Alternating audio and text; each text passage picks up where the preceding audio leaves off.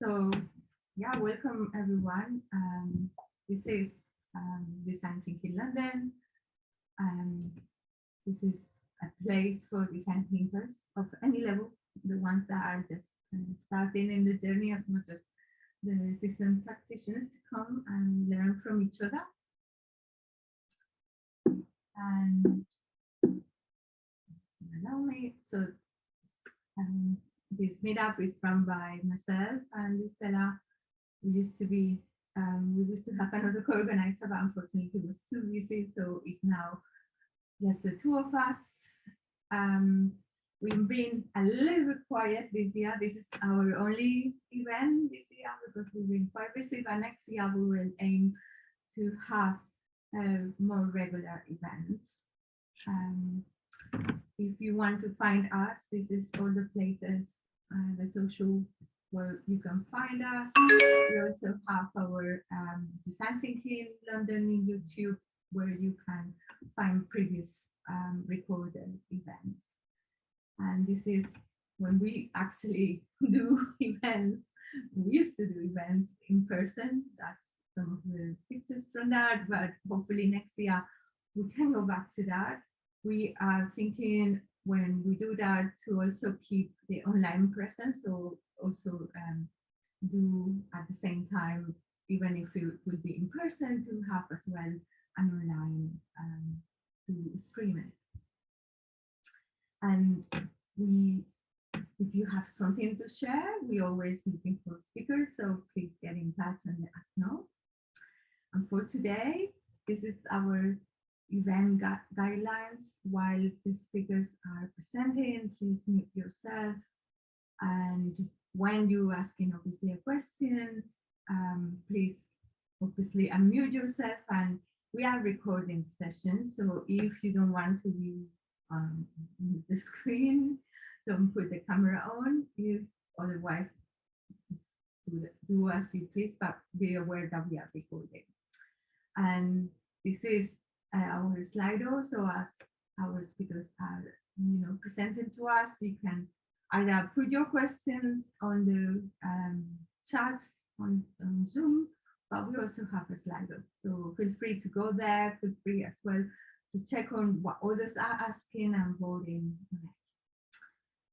And without ado, we are coming to the point where we're gonna give the floor to our speakers. I'm gonna let themselves introduce who they are, where they work, and what it is that they're gonna talk to us about. Yep. Thanks, Carmen. We're going to start the presentation because there is a slide on exactly our bio. So I'd like to make use of that slide if I can. Let me just get the screen share up. Pardon me. Let's share screen. 1% at a time. Oh, it's giving me some options to screen share. Right, if I try that, is that right? Let me share the sound as well.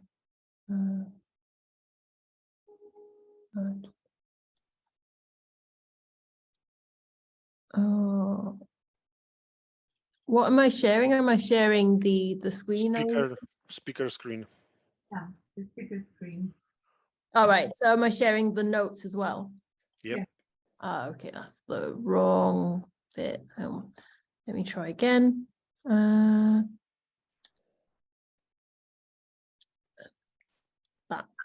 is that sharing the right screen? Yep, title slide. Oh, awesome. Thanks for that. So yeah, thanks again for everybody joining today's session. Apologies, we postponed it, but you're here now, so that's awesome. So today, Natalie, Rafael, and myself will be talking to you about maximizing the impact of research and scaling learnings across different teams and projects using research repositories. We'll be using a client case study to illustrate this. So it'll be a 101 on how we built this knowledge base of user needs, the challenges that we encountered along the way and what we've learned from this. Before we continue, does anybody have any experience with building user needs or research repositories or insight repositories in their organization? Happy to sort of, if you want to unmute yourselves to tell us a little bit about your experience, or type in the chat. Yep. See if there's anything.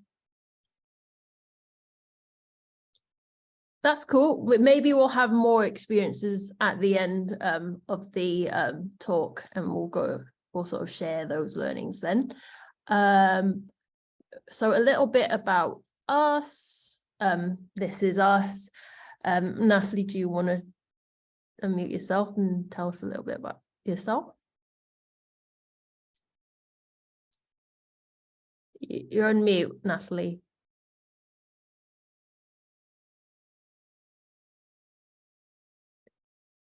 Do you want to check your options? In the meantime, Raf, do you want to introduce yourself first?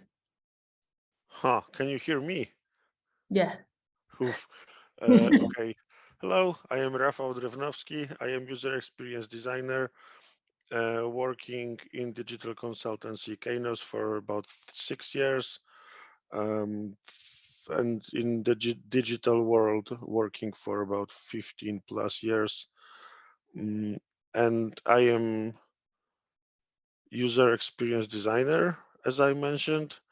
So thank you for having me in the world of rather researchers and service designers. Hopefully it will make sense what we will present. Natalie, are you back? Can you hear me now? Oh, great. Yes. Okay, cool. Yeah, so I'm Natalie. I'm a user researcher. I used to work with Christina and Raf. I now work at a different company, travel insurance company. And yeah, looking forward to speaking with you all. Thanks, Natalie. I'm Christina, Christina Lai. I've been a user researcher for around 7 years now. Carmen and I go way back. So I'm passionate about driving research impact through inclusive ethical research and research ops, which is essentially what this presentation will be about. So that's enough about us. More a bit from my company. We are hiring for user researchers, UX designers. If you fancy a new gig, want to hear what it's like working at Kainos, we're an IT consultancy with lots of work, especially around public sector. And we have a growing commercial base as well.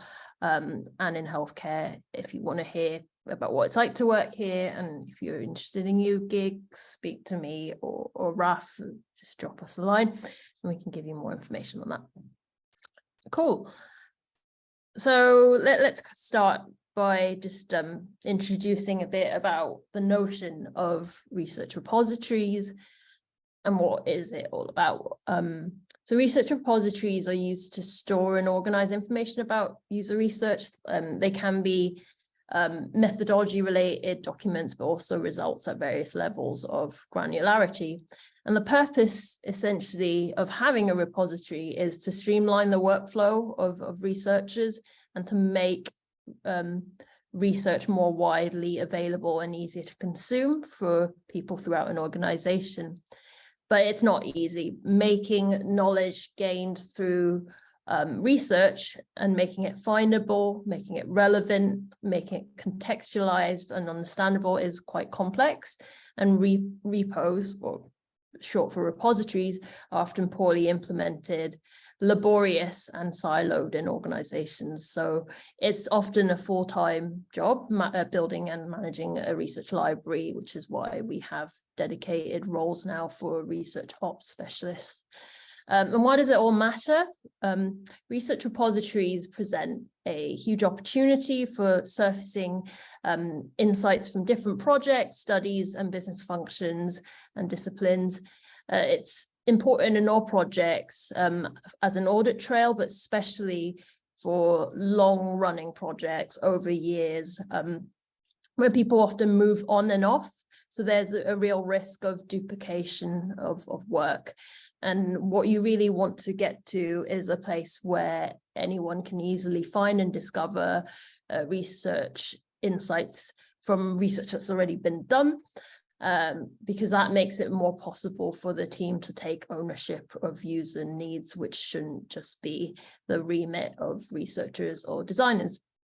So what if you don't have the time or resource for a full-time research ops role to manage a complex repository? You might have heard of the concept of atomic UX. So the diagram that they have here is an illustration of the atomic UX research model by Daniel Pidcock. The concept itself is about breaking UX knowledge down to its constituent parts so that accessing nuggets of insights is sustainable and the insights themselves are actually usable, traceable, and actionable.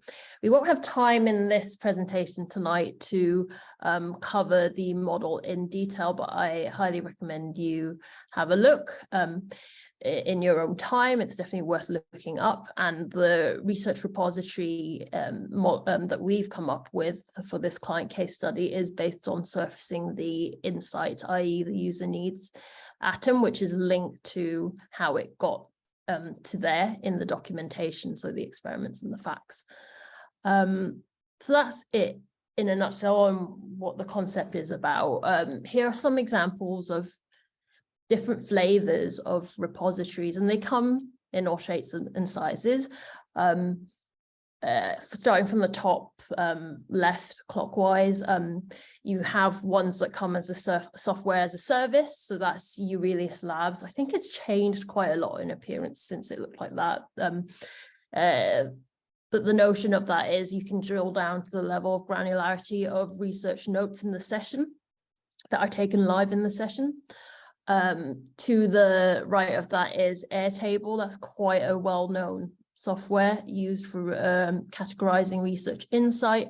It's a dynamic table. On the bottom left, we've got Hackney Council's user research library. So this is actually a public facing as well as an internal facing library. So it's got a searchable interface on the left. You can search by keywords, phase, and when the research started, before and after. And down to a very sort of lo-fi option of a spreadsheet or a Google sheet here on the bottom right. I've adapted it from a previous e-commerce site retailer that I worked for, and it would be the first point of call for any stakeholder requesting research so that they could self-serve and find things that may already answer the question they had in mind before commissioning new research. So the one thing that all of these examples have in common is that they attempt to make storing and access to research more efficient, ensuring the wider impact that connects the understanding of users or people, customers, to the wider business priorities, because the crux of research ops is really to empower researchers with the tools to operationalize research, i.e. allowing teammates and stakeholders to self-serve when looking for existing insight. So it frees researchers up to focus on the more important and strategic work. So that is a little bit about context and market examples. I'm going to hand over to Natalie to talk about our case study. Cool. So when I joined this project, the research was already being conducted fairly regularly, and there was quite a fair amount of user needs that had already amassed. So just to give a bit of context, user needs were the team's preferred way of having research insights, and each time a piece of research was done, this was classed as a new research round. However, the user needs were being kept. So although there was quite a lot of them, they were being kept within each research round, and within that kind of their locked and secured folder for that one. So which meant that only researchers had access to it. As such, it meant that the team had to rely on researchers to see if any existing needs and insights had already come up previously. So to improve this, I was tasked with creating a spreadsheet which would list all of the user needs in one place, and kind of hold the spreadsheet in an area that all the team could access. So As I was kind of going through all of the user needs, I also kind of went through and grouped any duplicate needs, which kind of allowed me to create the beginning of a condensed version. This allowed us to begin to show user needs that were beginning to appear in more than one round of research and potentially should be considered for further exploration. The spreadsheet did soon become quite unmanageable, and it was not long before there were hundreds of needs, and it was affectionately known as the monster spreadsheet. Being so unwieldy also meant that the team continued to rely on the researchers to decipher if we had any existing insights. So to address this, I held a session with as many team members as available. This included the product owner, developers, testers, BA, UX, UR, and content. And the idea of this session was for everyone to be as honest as possible about what was not working with the monster spreadsheet and what their requirements actually were from user needs. We gained some good feedback, with key insights being the need for user needs to be clear, digestible, easy to maintain, findable and ordered, a single source of truth, and the ability to link and connect back to these user needs across the process was also highlighted. With this, I then conducted some desk research and competitor analysis to see what the alternatives could be.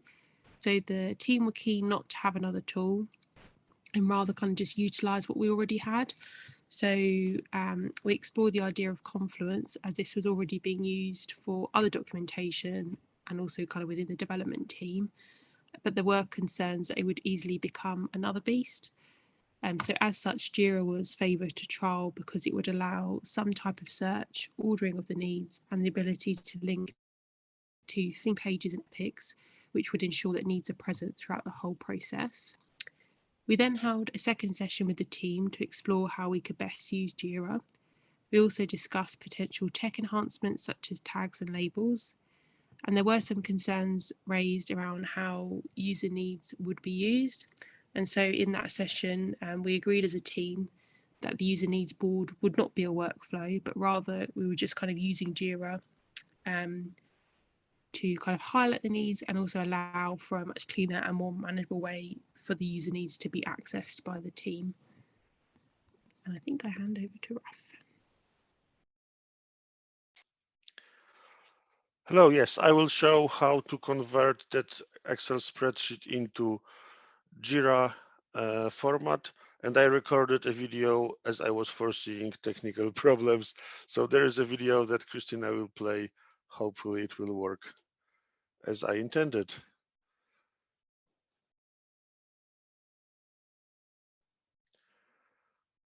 I Want can't to talk hear. more about this slide, or you want to go straight to the video? Oh, of course, I forgot there is the slide that I should tell before, of course. So the spreadsheet that Natalie prepared contains all the user needs, and in separate columns we have type of user, we have the task they need to do, we have the result that they want to achieve, and we also have the number, the link to the research session that we held.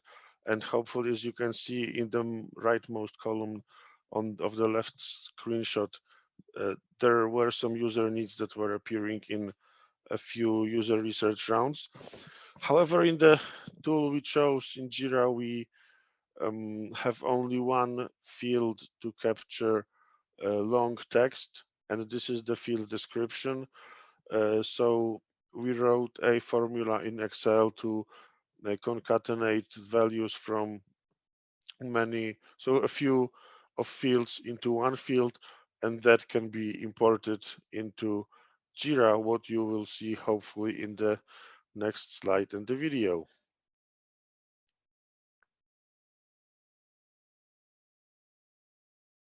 One cell containing all the data that we have, and content of that one cell will be imported into description field in Jira.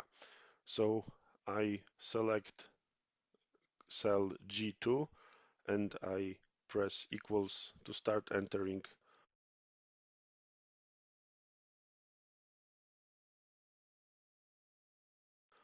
magical formula. And I open quote users, that will text will be used as kind of heading. And now I press Option or Alt and hit enter to create a new line. I press quote again to finish the text. And now to concatenate concatenate that text with a value from cell C2, I will hit end or ampersand C2 as the data, and quote Option Alt enter need, Option Alt enter, close the quote, and D2 and open quote, Alt Option enter task, Option Alt enter quote, and E2 and quote Option Alt enter research rounds, Option Alt enter quote and F2. And that is our magical formula that will collect all the text from all the cells that we are interested in and will put into cell G2. So now I will hit enter, and that data is concatenated in that one cell. For now it looks not great, but it's not a problem. Jira will understand it. And now I select that cell again, and in the bottom right corner of the border there is a rectangle. I double click that rectangle and the magic formula gets populated to all the rows that contain some data in them. That's a lot of user needs, but the project has been going on for some time. And now we are ready to save the document in CSV format. So go to the top of my screen, select File, Save a Copy. Working from the bottom, I will select comma separated value format, CSV, and hit Save. And the document is now ready to be imported into Jira. See you in the next step. And in the next video, we will see how to take the CSV file and how to import it into Jira, so all our needs will be there. We are now in Jira in our test environment, and we want to import our document with all the user needs to have it here. However, the option to import is hidden. And how I was able to get there, I went into the search field and search for anything, hit enter to get to the search results page. And in the top right corner, we have 3 dots or the skewer menu, and hidden here is option to import issues from CSV. That's what we wanted. And now we will choose the file that we have recently created, and we double click it or we hit open, and now Jira is uploading that file to the server. We hit next. Next step, we need to point to the project that we want to have our user needs stored in. So for this test instance, we have only one one project, and we select it. We leave all the other options not changed. So UTF delimiter is a comma, and date format stays as it was, and we hit next. Now we will map all the fields from CSV, so all the columns from CSV, into relevant fields in Jira.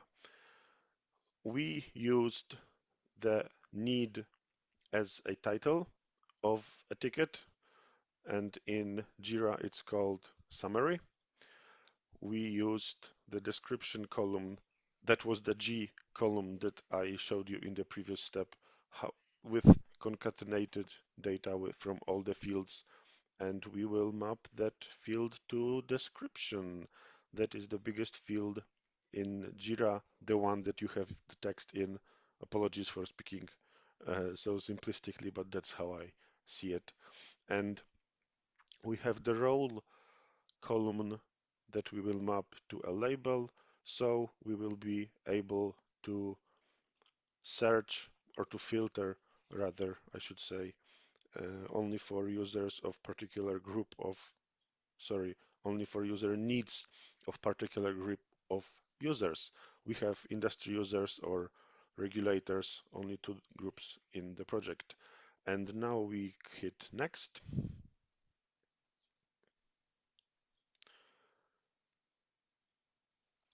Some warning text, and we don't care. Well, we can hit validate to be double sure that everything should work, and Jira didn't notice any problems with the data that we provided, so we will hit begin import. Zoom, zoom, zoom, zoom, zoom. And when it imports all the data, we will be able to then create or configure a board that is displaying all our user needs in a humanly readable format, and also in a format that many people on the project appreciate, because if something is in Jira, then it's fine, then it's legit. We can now read detailed log of the import.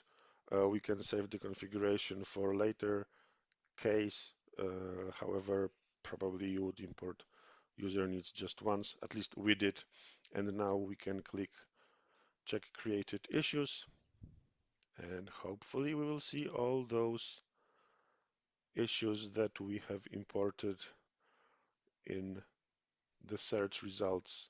And as we said, then user need is populated into the title of the ticket, and columns, the data from column G from our spreadsheet is populated into the description of the ticket, and also the role, so the user group in our case gets populated into labels field. So you can click the label and you will see only those user needs that are relevant to regulator users. And based from that step, you can base on your configuration of Jira and create boards with user needs. We created a board that has two columns. One column is the valid user, so a user need, and the right hand side column is out of scope. That's the user need that was deemed by the project management as not possible to address at this time of the project. We also use color coding, so you can see that some user needs have a blue border on the left. These are industry users, and others that have the yellowy orangey border are regulator regulator user group. And also at the top of the board there are quick filters, so with one click you can filter out only those that you want. So we use filters for user needs for industry users, and the other filter is user needs for regulators. And that's really the start. You can add many more filters that you want. But that's a very good starting point. And if you have Jira available and people on your project appreciate it, I would recommend to try it out. And that's all of the demo. No, it's not. Here we can see details of a particular user need. And as we showed in the demo, you have the summary at the top, you have the description, and at the bottom, there are links to pages with details of particular user research rounds. There might be questions, there might be research guidance, there might be a report, and that shows that we are using Jira to link user needs with many different artifacts, many different items that we keep in our documentation, and that allows to keep user needs alive and actively read by people on the project. Most importantly, by people from outside of research and design capability, as these are users of our user needs, as we like to say. And yeah, thank you so much for watching the demo. Yeah, thanks, Raf. But just a quick one to add as well. The Confluence pages is pretty much, we did a bulk upload of the spreadsheet of the legacy user needs, and I can't remember how many there were. I think we distilled 400 odd to maybe 100, something like that. It was still a lot. And the manual bit was we still had to link the research rounds to the Confluence pages one by one. So there was a bit of manual overhead there. And I guess any subsequent research that we've done after that initial bulk upload, we've added these entries new, but it's not as wieldly as before because we had this template to copy from, and we just had to link to existing or new rounds, but just to sort of delineate what we were able to automate through Jira and the bits that we still had to do manually. So now we're going to talk a little bit about, I guess, the impact and value of this exercise, of this MVP, as it were, having a user needs repository. The main impact on the client. Initially, there was some confusion on the purpose because the fact that it's living in Jira, the client did sort of think, is this something that we can directly track against development? And as Natalie mentioned, we had to push back on it not being a primary workflow thing, but something that would make the visibility of user needs more obvious. So we're sticking to user needs and linked research. And there is an indirect link to theme pages in Jira. And the reason behind this is by nature, most of these insights or user needs are evergreen and they'll never fully be done.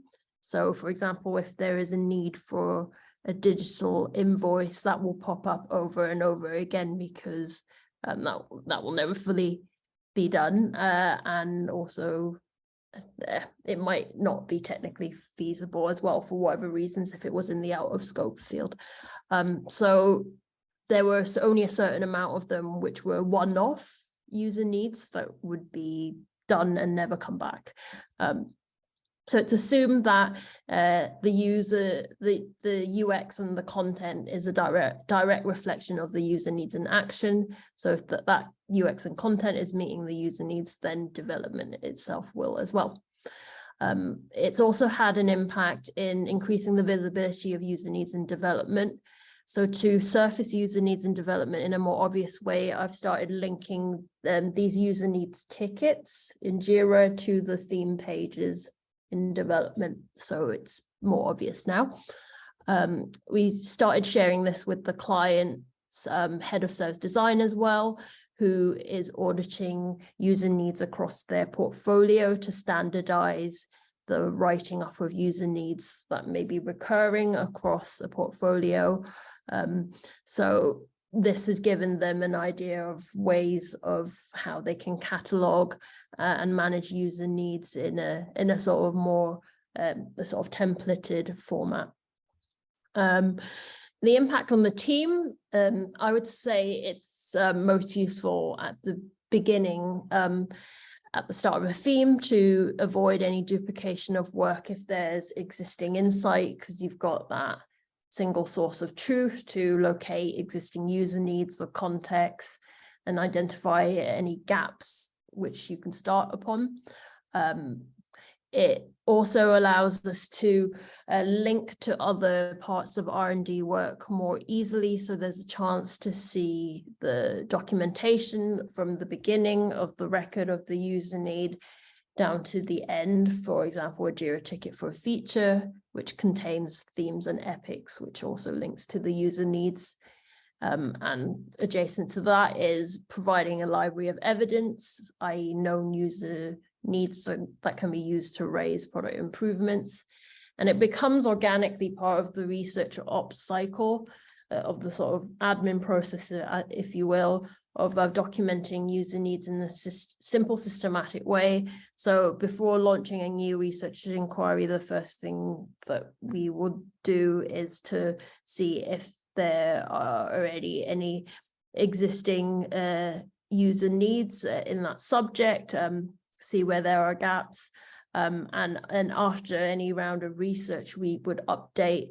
Well, we would check if those previous user needs have re-emerged in this round, and if so, we can link the research round documentation to that existing user need, or to create a new ticket for a new user need that has emerged and link that research round to that.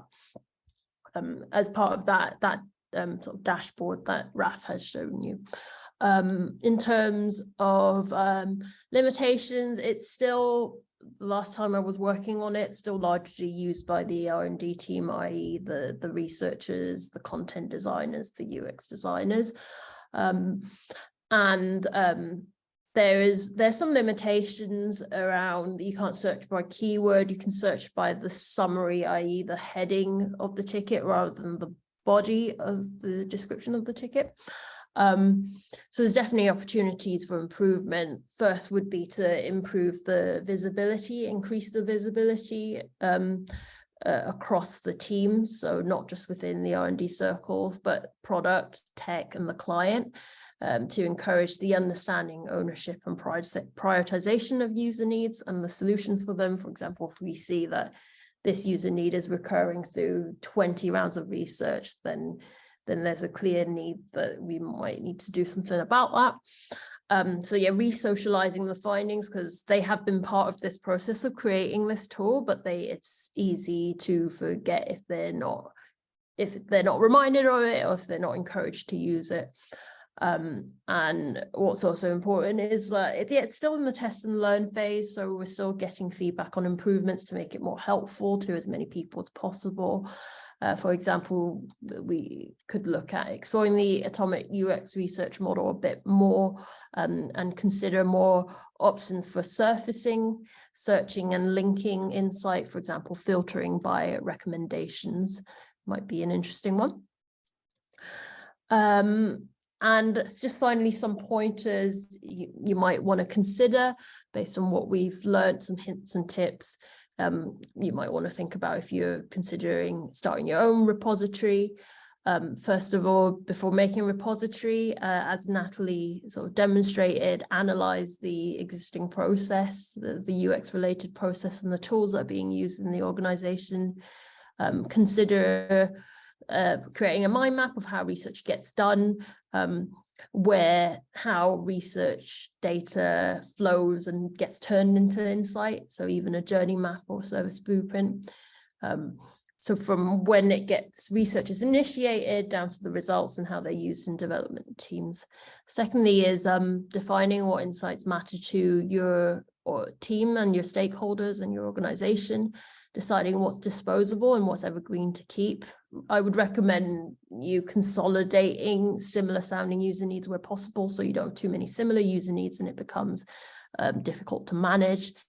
Trying to keep those that are evergreen and led to the current design and discard those that are no longer relevant, or you could have contradicting insights, especially between rapid iterations of design if you do that type of design work. Third is creating a taxonomy, as Natalie mentioned, around cataloging the insights that work for your teams, for your repositories users. So what are the filters that they would find useful? What metadata do they need to look for? What supporting tags they might use based on how they might search and access information. So help people find the items by the most granular topics they need. For example, searching by keyword or by feature, or by project, by team, by finding, by severity, by status, etc. It all depends on what your teams and your stakeholders will find useful. Host it in a tool that will that anybody can in your organization, so not just within your project team, but your stakeholders and clients as well can easily access, and sort of use your organization's culture and mental model of learning and using and accessing information. It should also be portable so that the repository elements can be easily exported into other applications or formats to be built on later. And to make your life easier, if you're working with a client, if you can use the client's tools where possible, it can make buy-in a lot easier. So for us, the client was already using Jira, our development teams were already using Jira, so that made that integration pretty seamless. And also we were using Confluence to document findings, so that seemed like the best tool that would work for us as well as our users of user needs. Linking to the research artifacts and any reports and insights for posterity, and for tracking status if you so wish to use your repository in that way. And finally, your repository is a living thing that needs tender loving care, needs active maintenance and advocacy. So adopt a test and learn approach to getting feedback and improving it, and socialize the findings from it to ensure that the impact lives on. So when in doubt, recommend keeping it simple, so you can be clear that the things that do need to be changed are actually things that you actually need. There's some links. Actually, I don't know if those links will work because we're setting the recording, but NN Group does have some advice around building research repositories, as is the research ops community. They've spent quite a long time looking at this as a project.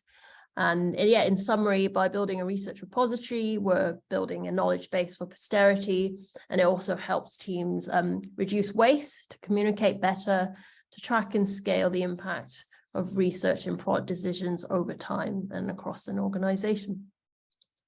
So that is pretty much the end of our presentation. As I mentioned at the beginning, if anybody has any experience in building research repositories, we'd love to learn from you and to hear your thoughts. But yeah, now the floor is kind of open for questions, and we do have a cheeky little feedback form which I'm going to post in the chat now before I forget.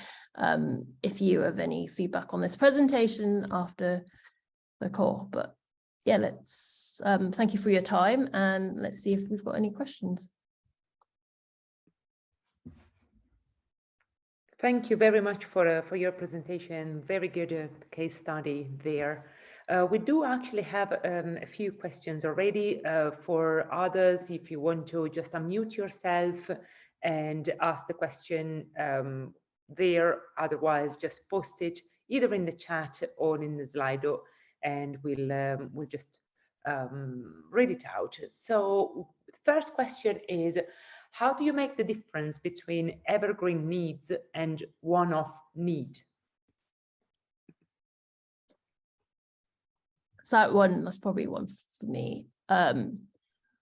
So what you want to really get to is a state where it is clear how the user need has contributed to the current iteration of a design, or if it's something that has not been addressed yet.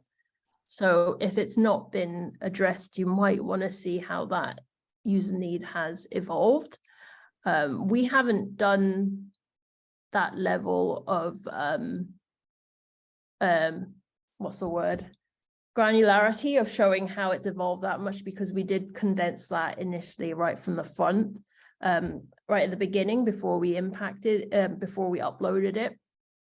But what I'm trying to get to a point, and the point I'm trying to make is that it should be something that makes it very clear how it got to the current state, how the needs of the user has led to the current state of the design, because you can have user needs that seem to contradict each other. If you're doing lots of rounds of research around the same thing, it will evolve very quickly. And then something that was relevant in the last iteration will get disposed of and will no longer be relevant in the current round.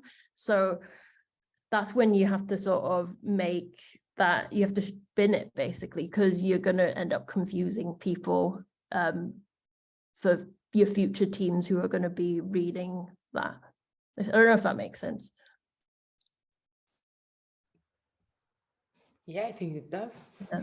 Thank you for that. We have a second question on our Slido. The formula you used in Excel, is that something that you can use in any Excel file?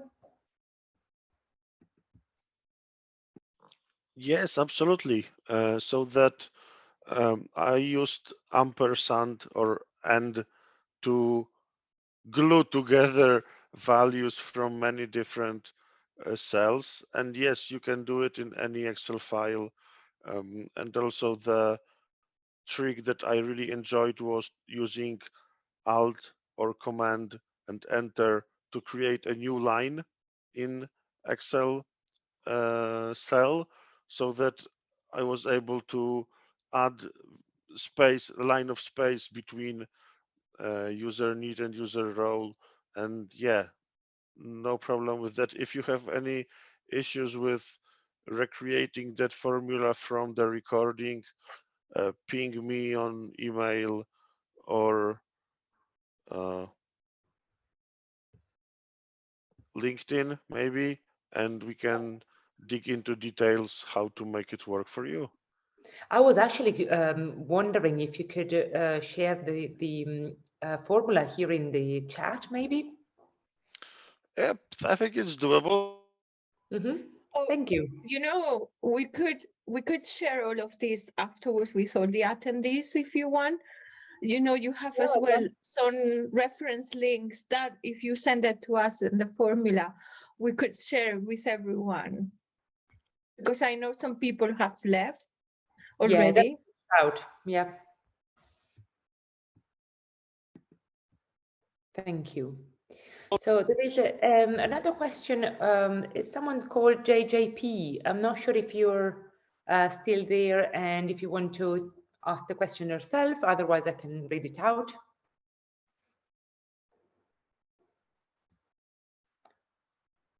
I might just read it out. Can you read it out? Because something's wrong with my keyboard at the moment. Of course. Sorry. So Yeah. it's we just started building a UX function at our company.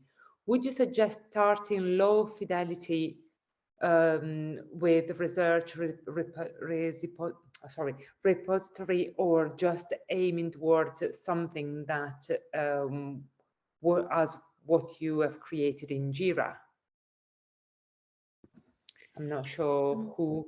Quite happy That to makes sense. Natalie? The reason I'm asking this is because I'm just talking about like sort of an atomic approach. I've just learned with like sort of design systems in other ways, it's been helpful for my team to not go high fidelity in terms of systems yet, because there's lots of unknowns, and it gives us time to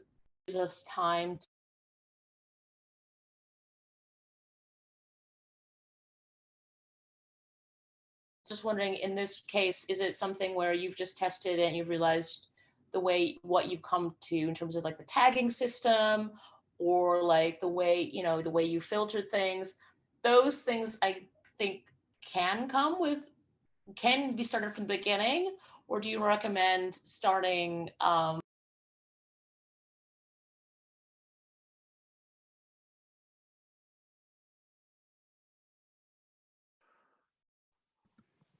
You are breaking for me, to be honest.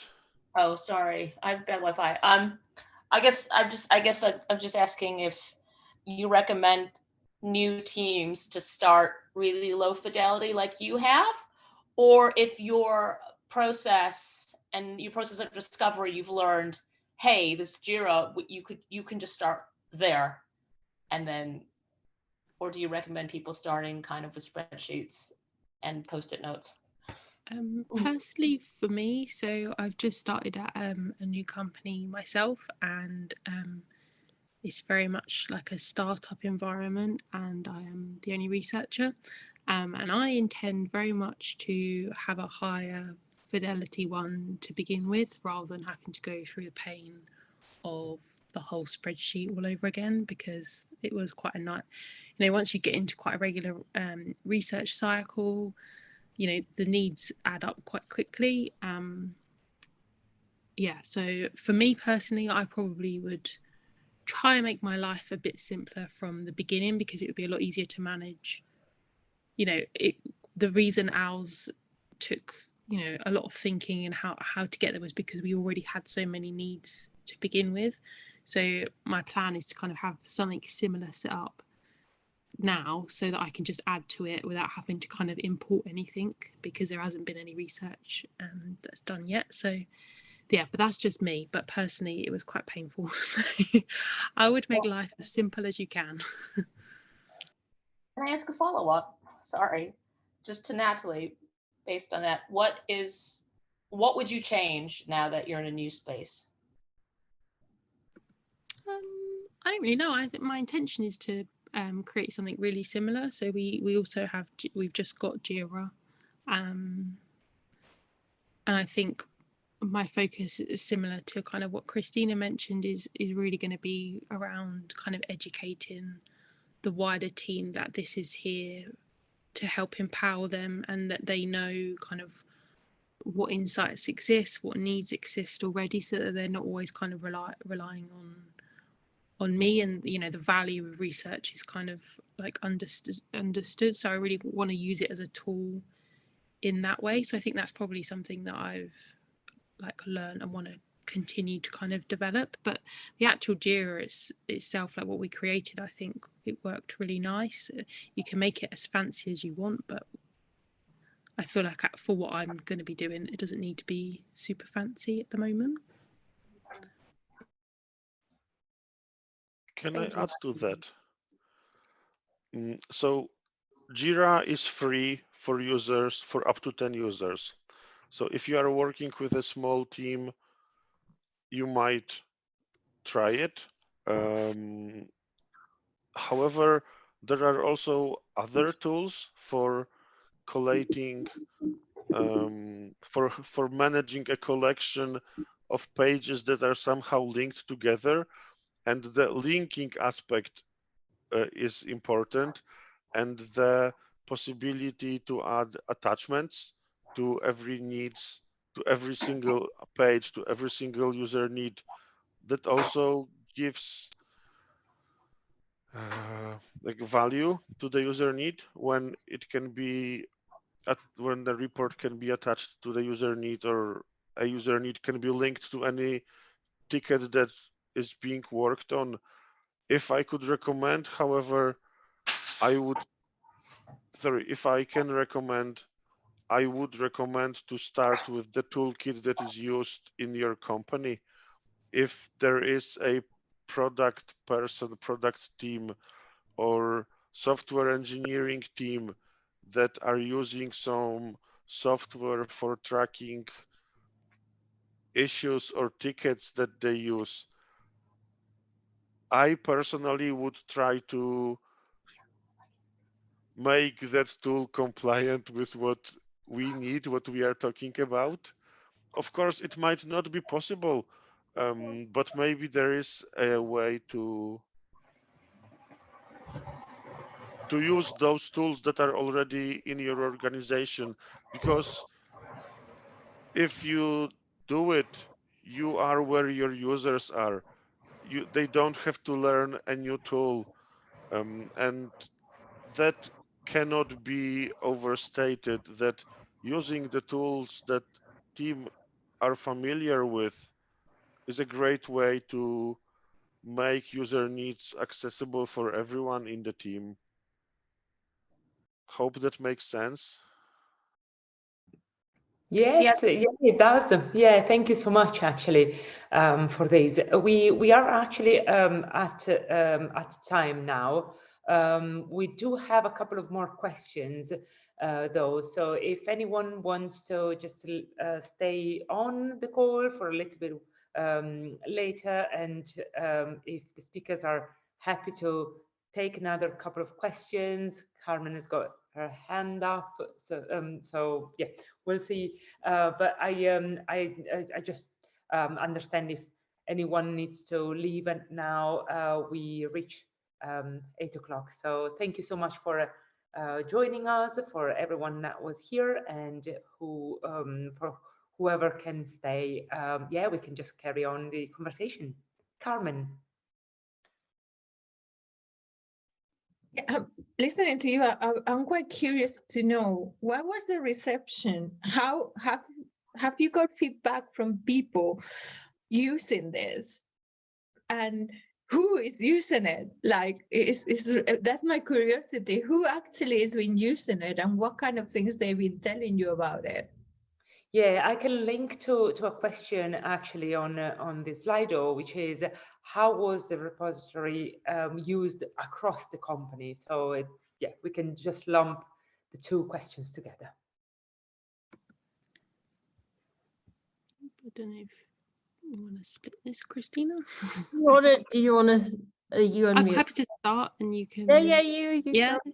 Yeah, I was just thinking, so I guess because it was a consultancy, Kainos, so it isn't kind of wasn't kind of company wide use. We kind of, you'd work on your portfolio account, like, well, your kind of department, the company account, like that you're working with, that would be kind of who you would be a part. So it wasn't kind of like company wide, although we have kind of presented it to the rest of the company, and that was quite well received. And I guess in terms of like people on the actual project, you know, they were involved in the creation of it. I think, like as Christina said, it still was mainly used by kind of like the R&D team. And I think part of that was because we did have a bit of a turnover on the project, because the project was quite long standing. Some people had kind of eventually rolled off. So the people who were kind of, you know, quite embedded in that process, by the time we got it created, had then left, and they probably would have, you know, they were quite for it. So I think it was kind of like, you know, we still need to kind of re-educate the next people that had joined the project. So yeah, so it was a bit of a mixed one. I don't, yeah, but you can.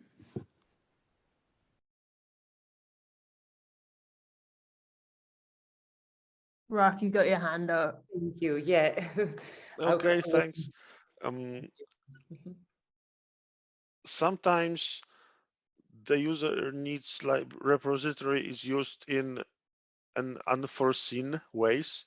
For example, I might be asked by a technical architect out of the blue, Raf, what are users thinking about feature X? For example, about setting up account, because our technical architect was on a call with other technical architects from other projects in that company that we are working with in our client company. And they started thinking that they need to revamp the account setting feature or area of all the services. And having that user needs repo, I can easily search for user needs that relate to using user account or setting up user account, and can very quickly give an answer to such a question, and I can give an answer that was spanning through 4 years that the project was running. So it's kind of collective memory that, oh, users were saying this and that 2 years ago, and 1 year ago when we interviewed them, these were the issues or these were the things that worked for them well. So I am, in this case, I was the primary user. I did search through the user needs. However, I'm hoping that the entire organization benefited from that knowledge that we could uncover very quickly and share with others.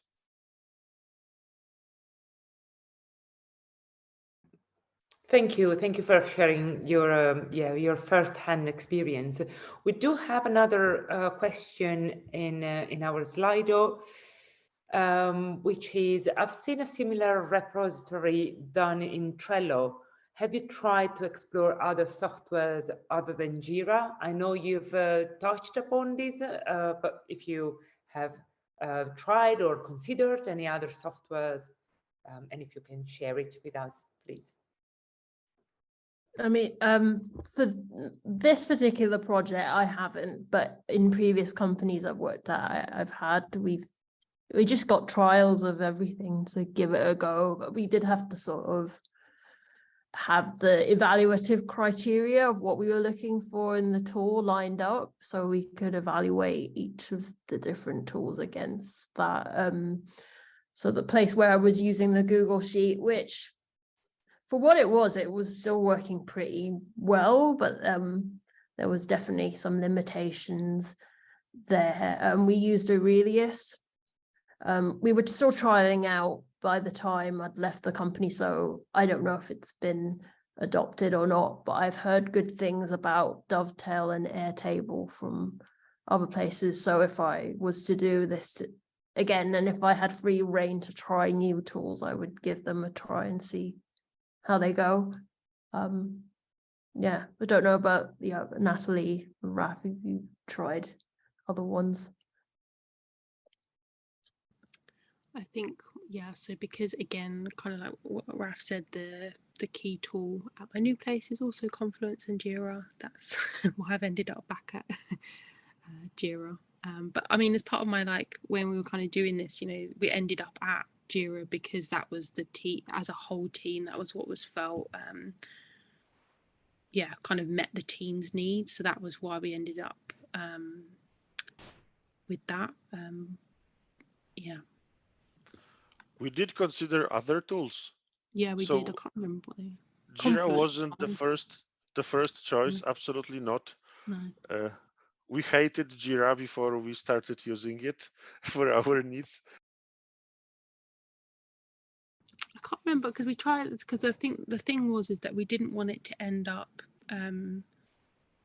There was a couple where, because the spreadsheet, basically all we kept adding to it, it became quite a static document. We wanted something that we could make it a bit more, it's not alive, I know that's not the right word, but like we wanted it so that it wasn't just kind of like a list. Want it dynamic, right? That's the word, yeah. So I think, and that was something that when we were trying to look at other things, we couldn't quite get.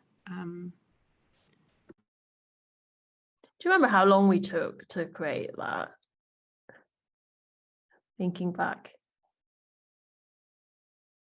Yeah, it's kind of on and off for quite a while, I'd say. It was like a side project, really.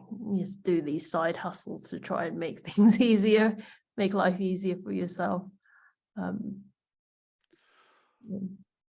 Natalie involved few people from the team, so it was a challenge to get their time and their engagement. So it wasn't super quick, but I also don't remember it being very painful. Like, it was a lot of work.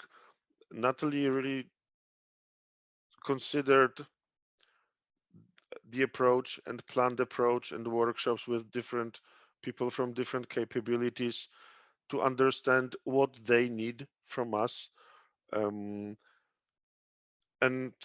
there were a few times that I remember hearing from software engineers that they want to understand the need. They want to understand why the hell they are building something. So definitely having that system, that tool that works for software engineers as well, and for product people and for product owner and business analysts from the client side, etc., etc. That was the key for us.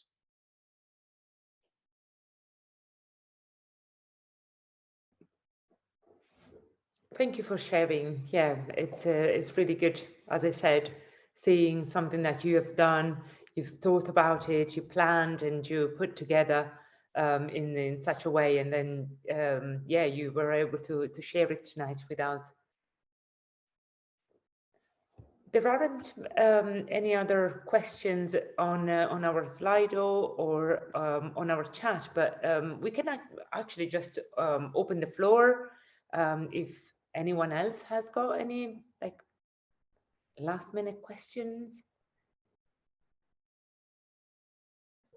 I mean, I did think of something in hindsight too. I think it was Karma's question initially about what's evergreen and not. The evergreen insights tend to be the strategic ones that will last throughout time. Those needs will always be there. So it won't be something like users preferred a green button over a blue button, for example. That would be disposable insight between iterations. Usually stuff that's evergreen is strategic insight that will empower features over time. So I hope that adds a bit more context to that answer as well. Yeah, and if anybody has any experience with repositories, feel free to share. And if everybody wants to give us feedback, I think I shared the link, the feedback form in the chat earlier as well. That would be really gratefully appreciated from us. Perfect. Thank you so much, guys. This was great. What we can do, Christina, as well, is like if you give us all of it, like, you know, your links of reference, the formula, and your feedback form, because I know quite a few people left already. So if you give us that, we can share it. We always follow up with a message to all attendees, so we can give it to everyone. And well, before you guys go, it seems there is no more questions. Let me just share one. We have a little thing for you. We're gonna do this. So we're gonna give you not 2 minutes, just like 1 minute to think about, is anything you have learned today that you might take to your work in the next week, in the next month, or maybe to share with your team? Is something like this that you would like to do? And I'm gonna ask you to think about it, and I'm gonna give you just a few seconds to think about it. You write it on the chat, and we're gonna do a waterfall chat. We're gonna all post at the same time.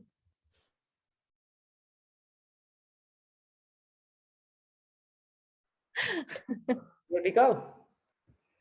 Excellent. Thank you for that. So Shall we read a couple of them out? Oh yeah, go ahead. So start introducing UX libraries to my team, the UX atomic model. We are building these now at my company. Then keep socializing your research, insights, user needs to your organization, team, and stakeholders. Make user needs available to anyone in the team in an easy and an accessible way. And practice your presentation and then practice again. There we go. Thank you for sharing. Thank you so much. This is the last event of this year, the only one we have done this year, but we wish everyone a good Christmas break, a good start of the next year, and we hope to see you for more Design Thinking Fund, we will promise that next year we will have more events. Thank you for Super. joining. Thank you so much. Thank you for having us. Thank you for the speakers. Yeah.